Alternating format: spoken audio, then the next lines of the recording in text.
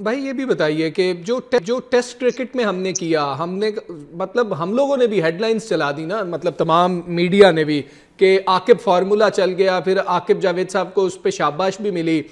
Test cricket को उन्होंने बेहतर किया या टेस्ट क्रिकेट को उन्होंने खराब किया? 2 रोज में 3 रोज में टेस्ट मैच खत्म हो रहा है, किसी का कोई इंटरेस्ट नहीं है। आप वॉशरूम गए हैं, वॉशरूम से निकले हैं, 4 आउट हो गए हैं। ये हालात थे। और फास्ट बॉलर्स की जमीन पाकिस्तान को कहा गया हमेशा, फास्ट बॉलर्स आप खिला ही नहीं रहे। ऐसे आपने जो एक आधा खिलाया वो भी ना खिलाते तो खैर थी। देखिए, हर टीम का होम एडवांटेज तो होता है। पाकिस्तान ने टेस्ट मैचेस में होम एडवांटेज लिया। इंग्लैंड के खिलाफ 2 टेस्ट मैच जीते, वेस्ट इंडीज के खिलाफ पहला टेस्ट जीते, दूसरा हार गए जी। तो चले यहाँ तक तो आकिब जावेद ने किया, वो ठीक था। लेकिन जिस दौर के आप फास्ट बॉलिंग की बात कर रहे हैं ना, जरा उसकी भी तो आप कहानियां पूछें कि वो कैसे हमारे फास्ट बॉलर्स आउट किया करते थे। वो इसलिए आउट नहीं करते थे कि हमारी पिचेस जो थी वो उनको सपोर्ट करती थी। वो उसको गेंद ऐसी बना देते थे कि तीसरे चौथे ओवर के बाद गेंद कभी अंदर निकल रही होती थी, कभी बाहर निकल रही होती थी। अब वो हालात नहीं है गेंद बनाने के। लेकिन हमारी फास्ट बॉलिंग की एक लेगेसी रही है अवे टूर्स में। पाकिस्तान में तो या तो हम रिवर्स स्विंग के जरिए जीतते रहे या स्पिनर्स के जरिए जीतते रहे। लेकिन अब ये जो असल में पहले तो एक ही फॉर्मेट होता था ना टेस्ट क्रिकेट, फिर वनडे क्रिकेट आया, अब T20 क्रिकेट, तीसरा फॉर्मेट भी आ गया।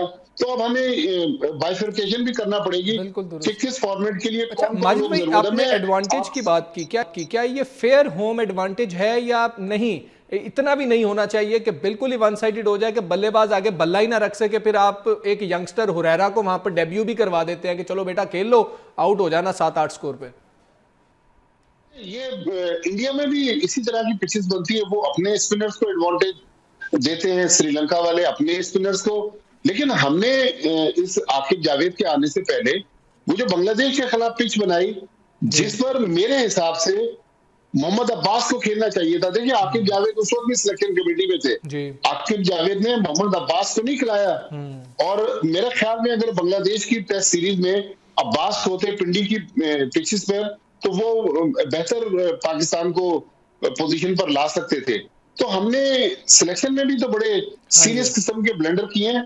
तो मेरा ख्याल होम एडवांटेज जिस तरह हमने टेस्ट मैचेस में, अगर हम बिल्कुल ही रेडा विकेट बना लेते या जो आईसीसी का एक स्टैंडर्ड है उससे हटकर विकेट बनाते, तो हम पर क्रिटिसिज्म होता। आईसीसी भी आपको याद होगा 2022 में या 23 में पिंडी की पिच पर आईसीसी ने एक पॉइंट जो था वो भी हमारे खिलाफ दिया था। जी, डिमेरिट पॉइंट पाकिस्तान के खिलाफ गया था। तो पिचेस ठीक है हमने अपने फेवर में बनाई।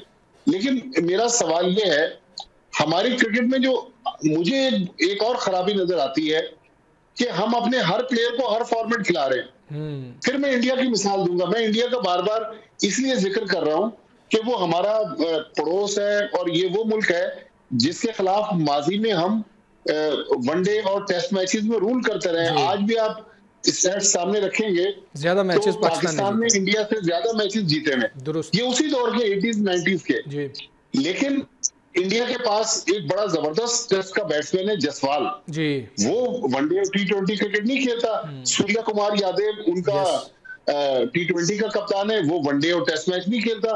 हमारे पास मसला ये है कि बाबर आजम ने हर फॉर्मेट खेलना है, रिजवान ने हर फॉर्मेट खेलना है, सलमान अली आगा ने हर फॉर्मेट खेलना है, शाहीन शाह अफरीदी ने, नसीम शाह ने, मोहम्मद अबरार ने। तो मतलब हमें भी ना माजिद भाई टीम पे तो ये सब पे बाबर पे भी बात करनी है, ये सब पे बात करेंगे। चैंपियंस ट्रॉफी को पहले देखते हैं कि अब सब ने एक एतराज उठाया कि जी भारत को फायदा हुआ कि ये जो मॉडल एक सामने आया हाइब्रिड मॉडल, इसमें भारत ने तमाम मैचेस दुबई में खेले और अब तमाम टीम्स उनके मतलब कि पैट कमिंस ने, इस वक्त तो कप्तान नहीं थे इसमें, वो इंजर्ड थे या वो मुयस्सर नहीं थे, तो उन सब ने एतराज़ उठाया। लेकिन जब ये फैसला हो रहा था ये सब सोए हुए थे, इनको नहीं पता था कि जी कि ऐसा हो जाएगा, वो सारे मैचेस उधर खेलेंगे, उनको बेहतर कंडीशंस का पता होगा।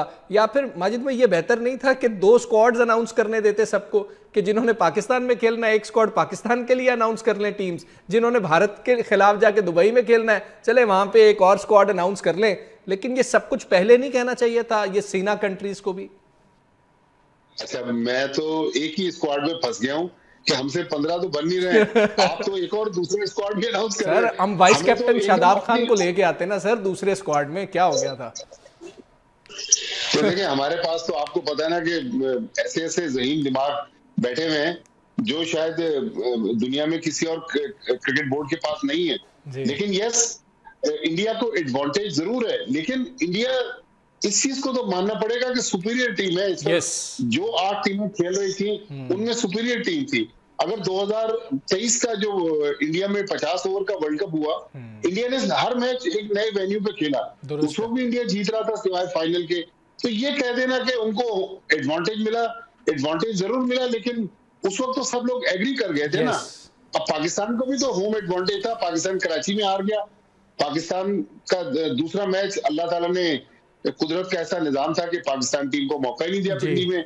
लोग कहते हैं कि 3-0 हो जाता, मैंने कहा चलो अगर 3-0 हो जाता तो एक पॉइंट ही बेहतर है, कहीं हम नहीं सर, अपसेट भी हो सकता था, पाकिस्तान एक जीत भी सकता था अच्छा बांग्लादेश से। हमारी क्रिकेट का ये हाल हो गया है, हम बांग्लादेश को हराएं तो अपसेट होगा। अपसेट है। और जिस दिन लाहौर में सेमीफाइनल हो रहा था, मोहसिन नकवी साहब बांग्लादेश बोर्ड के प्रेसिडेंट मोहम्मद फारूक के साथ प्रेस कॉन्फ्रेंस कर रहे थे जी कि अब हम बांग्लादेश के साथ एक व्हाइट बॉल सीरीज प्लान कर रहे हैं।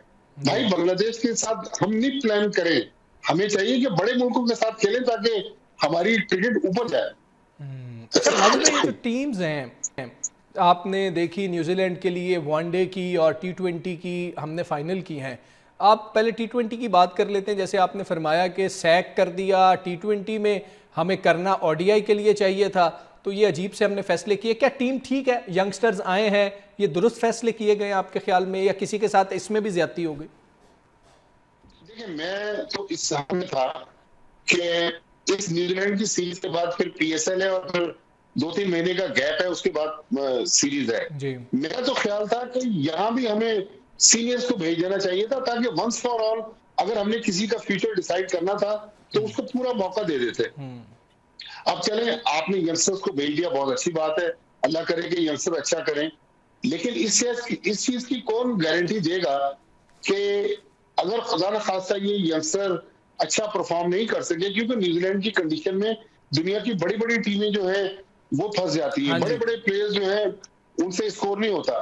तो इस चीज की जमानत क्या मोहसिन नकवी साहब देंगे कि ये अगर लड़के 5 टी20 में फेल हो गए तो आगे भी इनको मौका मिलेगा?